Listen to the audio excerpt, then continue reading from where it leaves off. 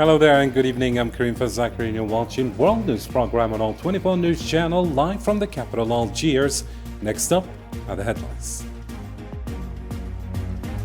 In Gaza, about 21 people have been killed in Zionist strikes since the ceasefire began. Thousands are heading back home as resistance groups reject any foreign control. Coming up next, Morocco's Mahsen failed again to sideline the Sahrawi Republic at global forums. Algeria warns against law of the jungle. And President of the Republic Abdelmajid Tebboune vows support for the Sahrawi people. Also in our news, in Sudan, 60 people were killed in an RSF attack on Al-Fashir. The UN and WHO are calling for civilian protection and safety for hospitals. And in France, the political crisis is heating up. Laqanet says the next government should reflect parliament. Matignon rules out the right and far right. And protests are growing with calls for Macron to step down. All this and more shortly.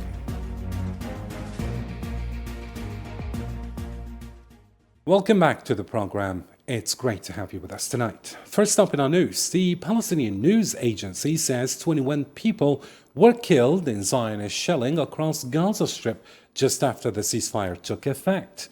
Medical sources report 17 deaths in raids on Gaza City and 4 more in Khan Younis in the south.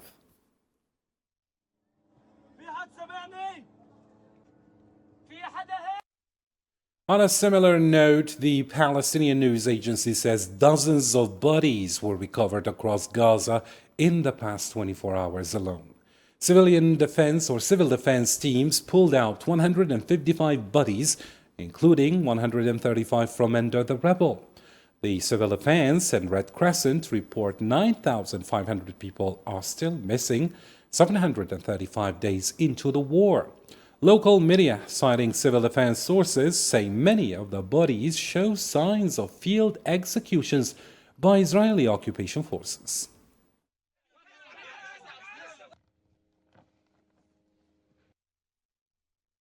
The Palestinian Civil Defense says more than 500,000 displaced people have returned to Gaza City since the ceasefire began on Friday afternoon. Spokesperson Mahmoud Basal confirmed the steady flow of people heading back to their homes.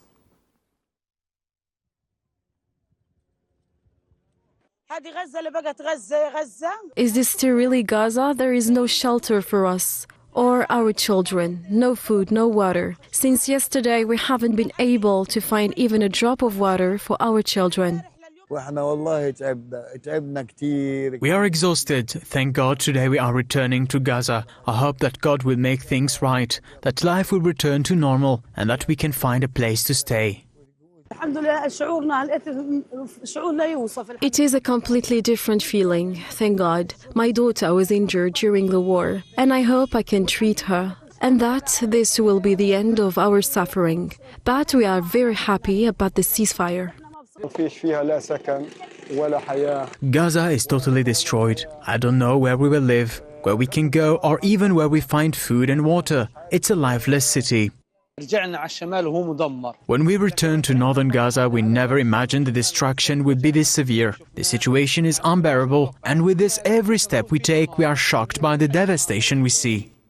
And in light of the statements that we've just been hearing, the ceasefire with the occupation has given people some hope, even if many are returning to nothing but rubble. The full report is signed by Salman Asseb. With heavy hearts but a flicker of hope to reclaim their homes, tens of thousands of Palestinians began returning to Gaza on Saturday, a city now reduced to a ghost town after 2 years of relentless destruction. On foot, in cars and on donkey carts, families make their way back through mountains of rubble. Familiar landmarks have vanished, leaving the streets almost unrecognizable. Amid all this, Ahmed al-Jabari stands in silence, unsure where or even how he can rebuild his life. اللي إلي 40 سنة بنيته. My house, which I built 40 years ago, was gone in a moment. There is no one left for me. All my brothers are gone, martyred, and my nephews have all been martyred too. What's left in the world? Death is better than the struggle that we are in. I'm happy that there is no blood, no killing. People can sleep in calm and are reassured. Now when the war is over, where we will go? I'm displaced in a government area, but we have to move from here. Where we will go? We will live 20 years in a tent. That's the question we are asking, how many years we are going to live in a tent. Devastated by the genocide, the Gaza Strip has become uninhabitable. For Gazans, the suffering continues even after the bombings have stopped.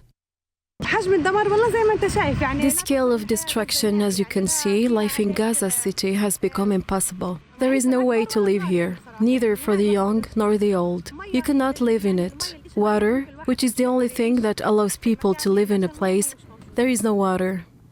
Zionist troops has partially withdrawn as part of the first phase of an agreement brokered by the United States and reached this week aimed at ending the genocide in the enclave. Between relief and sorrow, the Palestinians of Gaza remain deeply uncertain about what the future holds. And in another related development, Palestinian resistance groups have once again rejected any foreign control over Gaza, saying its future is for Palestinians alone to decide. In a joint statement on Friday, Hamas, Islamic Jihad, and the Popular Front for the Liberation of Palestine all said they are open to Arab and international help to rebuild the Strip. They also renewed their call for a united national political process with all factions. We appreciate the efforts of Egypt, Qatar and Turkey, and we call on them and Washington to ensure the occupation's commitment to the agreement. We value the global movement in solidarity with our people to reject the genocide and to prosecute the occupation's crimes. We are ready to benefit from Arab and international participation and the reconstruction of Gaza. The agreement represents a political and security failure of the occupation's plans to impose displacement.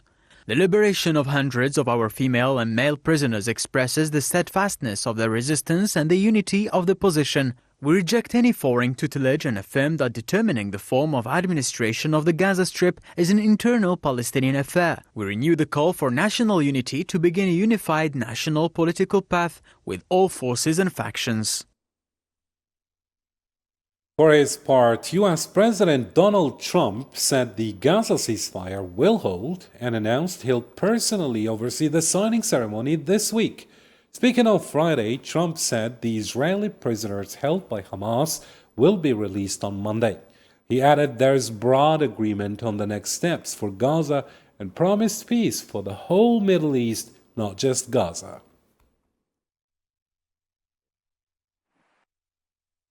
Work has begun to recover bodies from beneath the rubble in Gaza. A task described as extremely difficult, this development carries great significance not only for Israel, but also for the Arab world, Muslims and the international community at large. Around 28 bodies are expected to be retrieved, while the remaining hostages are due to be released on Monday. Peace will come to the entire Middle East, not just Gaza. Gaza will be rebuilt with support from several wealthy nations. A number of world leaders will attend the signing of the Gaza Agreement, and we will work to ensure that the ceasefire in Gaza holds.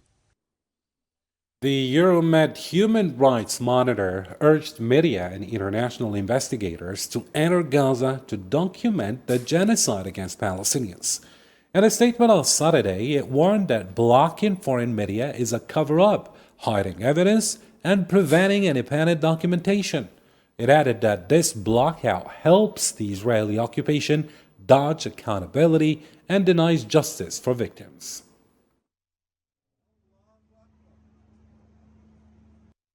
In related news, Algerian President Abdelmajid Tebboune said the Palestinian cause has, for the first time, found a strong defender at the UN Security Council, thanks to Algeria's firm stance. Speaking to defense ministry leaders, he stressed that such positions require political and economic independence. President Abdelmajid Tebboune voiced hope the Gaza ceasefire will hold, reiterating that the only real solution is a Palestinian state with Al-Quds as its capital. أول مرة أنتم تلاحظوا فيها في قضية الفلسطينية توجد مدافع شرس عليها في مجلس الأمن. ومجلس الأمن كان في الحقيقة يعني شرف للجزائر وشرف للشهداء نتاعنا وشرف للمواقف نتاعنا. بصح باش يكونوا عندك هذه المواقف في مجلس الأمن ولا خارج مجلس الأمن لازمك تكون تتحكم في خبزك وتتحكم في استقلالك وتتحكم في المصاريف نتاعك وما تمدش يدك. الجزائر ما توخرتش ما نتساومش، لأن احنا ما عندنا حتى دخل مادي، ما عدا ضميرنا يكون مرتاح بالنسبة للشعب اللي مازال محتل ويجاهد. ما عندناش غاية أخرى. الشيء اللي درناه ما انتظر لا جزاء ولا شكورا، واجب وداخل في رسالة الشهداء نتاعنا.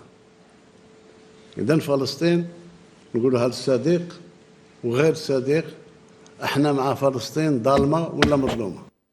Moving on now to global public opinion, hundreds of activists shut down the port of Rotterdam in the Netherlands, protesting its complicity in arming the Zionist entity. Dutch media reported on Saturday that Europe's largest port suffered heavy losses after being blocked by pro-Palestine demonstrators denouncing Western involvement in the genocide in Gaza.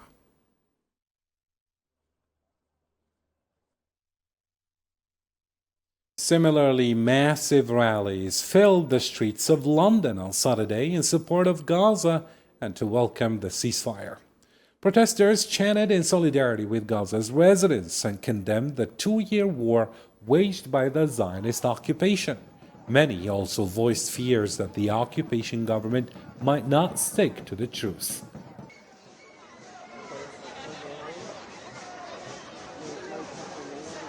We share the relief of the Palestinian people that there is a ceasefire today. We've all been inspired by the extraordinary scenes of tens of thousands of Palestinian people once more marching to their homes or what remains of their homes, many of them preparing to dig through the rubble to find the bodies of their relatives to give them a decent burial. But we also share their trepidation that this ceasefire will not hold, rooted in the knowledge that Israel's violated every ceasefire agreement it's held. But we also come here knowing that Donald Trump's plan is not a pathway to an enduring peace. Elsewhere in the Middle East, the Lebanese national news agency said one person was killed and 7 others were injured in Zionist airstrikes on southern Lebanon Friday night. The strikes hit the Moussaili area with a total of 10 raids reported. President Joseph Aoun condemned the attack, calling it a blatant act of aggression against civilian sites with no justification. He warned the strikes pose a serious threat, especially coming right after the Gaza ceasefire. In another story, the Sahrawi news agency, citing diplomatic sources, said Moroccan authorities once again failed to block Western Sahara from taking part in the Arab African Youth Congress in Kampala, Uganda. The sources added that Rabat tried its usual tactics of financial pressure and loyalty buying to sideline the Sahrawi Republic and even attempted to physically obstruct its delegation. But African delegations led by Algeria and backed by the host country pushed back, refusing to tolerate what they called Moroccan bullying against a founding member of the African Union.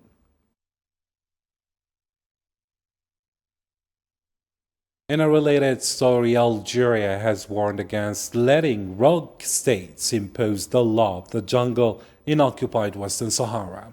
Speaking at the UN Fourth Committee on Decolonization in New York, Mohamed Wakli, Vice President of Algeria's National People's Assembly, urged the UN to end its double standards on the Sahrawi issue.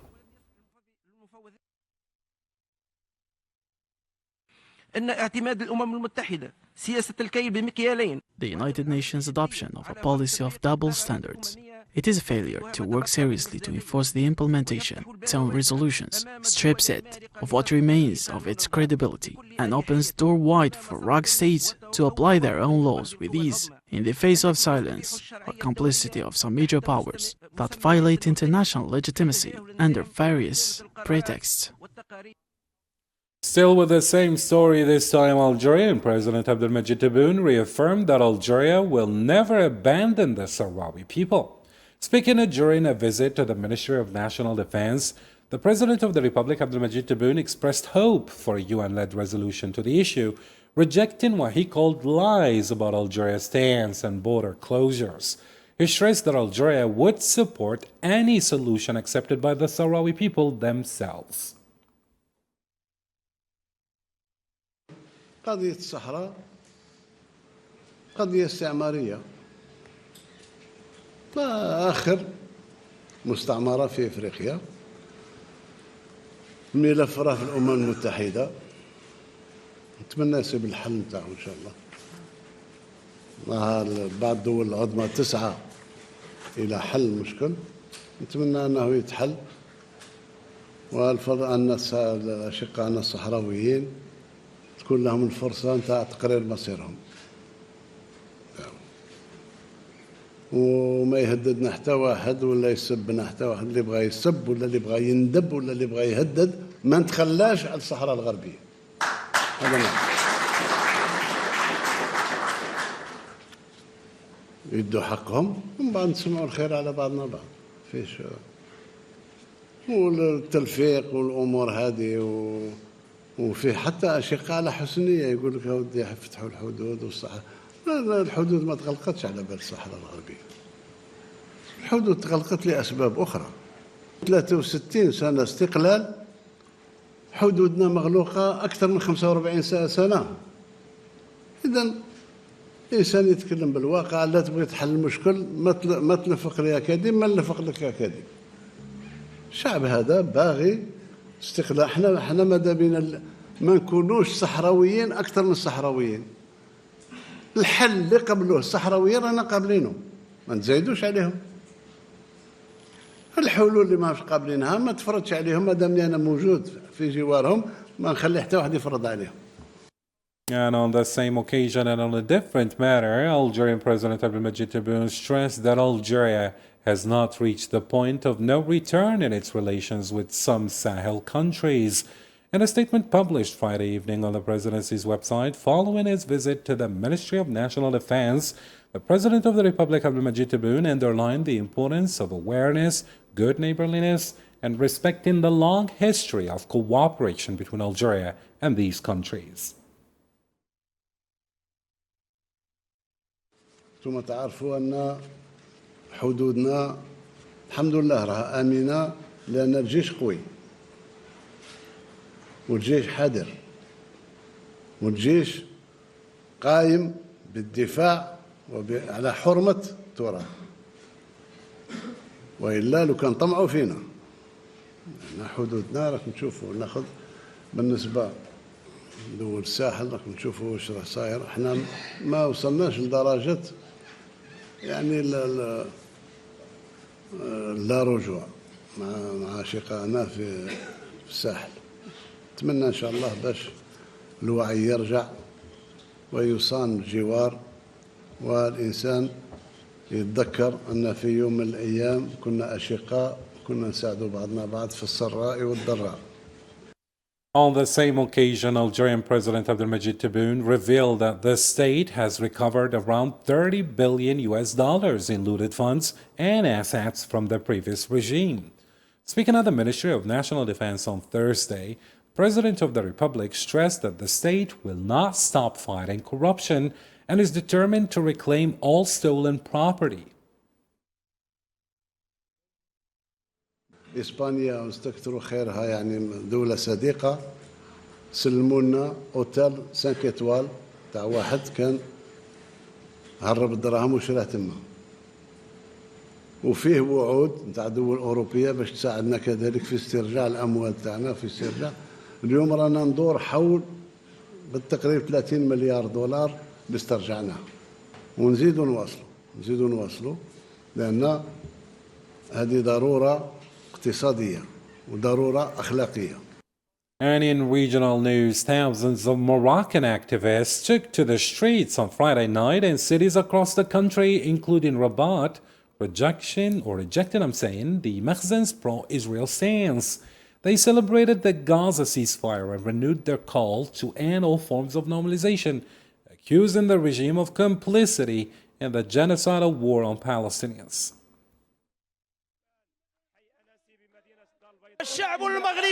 The Moroccan people have nothing to do with the position of the Moroccan regime regarding normalization. We firmly condemn and reject this stance. Our position remains steadfast in supporting the Palestinian cause until Palestine is fully liberated.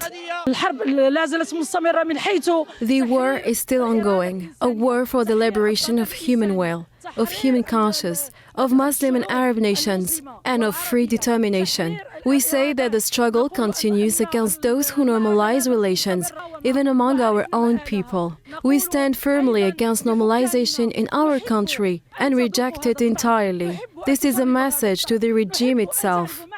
This is a message to the Moroccan regime calling on it to withdraw from all ill-fated normalization agreement with that criminal entity. We affirm that any normalization with this entity is a betrayal of the martyrs' blood and a trampling of the will of the heroic Palestinian people. Our position is clear: no to normalization. Elsewhere in Africa, a medical source in El Fasher said 60 people were killed in an RSF drone strike that hit a shelter for displaced people in western Sudan. The attack sparked fires, killing and injuring dozens, including women and children. UN Rights Chief Volker Turk condemned the massacre and urged the protection of civilians, noting that 53 people were killed between October 5th and 8th as the RSF tightens its siege on the city. Meanwhile, the World Health Organization on Saturday urged the immediate protection of health facilities in Sudan as the conflict drags on. WHO Chief Tedros Adhanom Ghebreyesus said the only maternity hospital still operating in El Fasher has been bombed 3 times since early October, killing 6 people, including a child, and injuring 12. The strikes also damaged the operating room and nearby facilities. In other topical news, Sébastien Lecornu is back as France's Prime Minister just 2 days after stepping down. President Emmanuel Macron reappointed his close ally late Friday, tasking him with forming a new government and pushing through the 2026 budget by Monday. But the opposition has already vowed to block it once again. First appointed as Prime Minister on September 9, 2025, Sébastien Lecornu quit just 14 hours after unveiling his government. A few days later, Macron brought him back, betting on him as his last card to cling to power.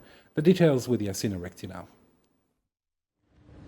In a surprise move, French President Emmanuel Macron has brought Sébastien Lecornu back as Prime Minister. Just 4 days after he quit, Macron had promised a new PM, but instead asked Lecornu to form a new government and try to end the political deadlock. The big test now is passing the 2026 budget, but many people doubt it will solve the crisis. I think it will be the same thing. I think we have at present a government that's not stable, and we will have the same thing again. And for now, as long as we don't change the formula and we don't go back to the ballot box, I think things will get stuck each time. And as long as Macron doesn't listen, it will be difficult. It will always be the same. The move has sparked anger across the political spectrum. Far-right leader Jordan Bardella called it a democratic shame, while Marine Le Pen vowed to file an immediate no-confidence motion. On the left, Manuel Bompard from La France Insoumise called the reappointment another slap in the face to the French, with Greens leader Marine Tondelier and the Socialist Party issuing similar warnings.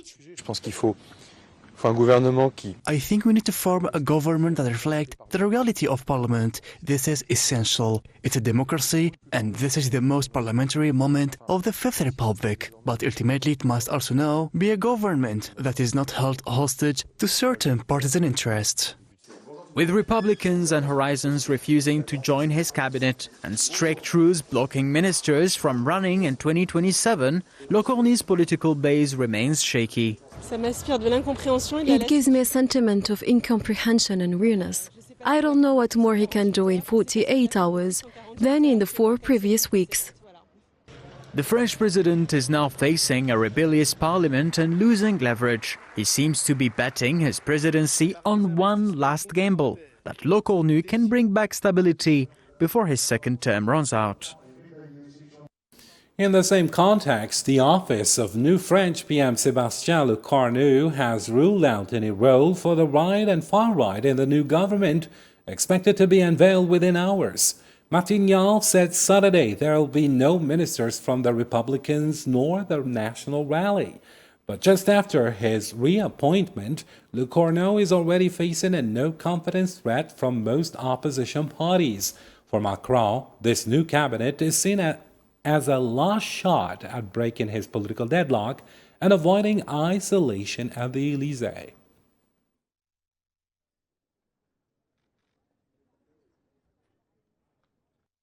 And speaking of Macron, hundreds took to the streets in Paris and Nantes, demanding Macron's resignation and slamming his domestic and foreign policies for deepening the country's crisis. Footage on social media showed protesters chanting for France's liberation from Macron's rule and calling for early elections. The demonstrations erupted just hours after Macron reappointed Sébastien Lecornu as prime minister, a move many say proves Macron's disregard for voters' will.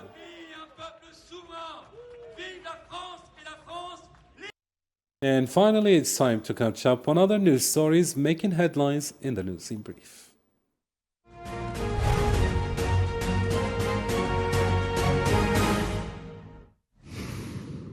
Libya's Parliamentary Committee on Frozen Foreign Assets met with the UN Security Council representatives to discuss protecting and developing the country's funds. Spokesman Abdullah Bleheg said the panel outlined a proposal to reform the asset freezing mechanism in talks with Somalia's Deputy UN Envoy, who chairs the Sanctions Committee, and voiced full support for Libya. Ukrainian President Volodymyr Zelensky announced Saturday that he held what he described as a good and constructive conversation with US President Donald Trump, discussing Russian attacks on Ukraine's energy infrastructure. In a post on X, Zelensky said they explored opportunities to strengthen joint air defense and reached concrete agreements, adding that Washington expressed readiness to support Kiev. US President Donald Trump announced that Washington will impose additional tariffs of 100% on all Chinese imports starting November 1st. Trump justified this measure as a response to what he called retaliatory and unfriendly measures by Beijing, following its decision to impose additional controls on the export of rare earth technologies and elements. The Algerian national football team resumed training on Friday at the Sidi Moussa Technical Center in Algiers with a light recovery session ahead of the final Group G match against Uganda on Tuesday at the Hussein Ahmed Stadium in Tizi Ouzou, as part of the 2026 World Cup qualifiers to be held in Canada, USA and Mexico. This is the 5th time in its history that Algeria will take part in the World Cup after the 1982, 1986, 2010 and 2014 editions.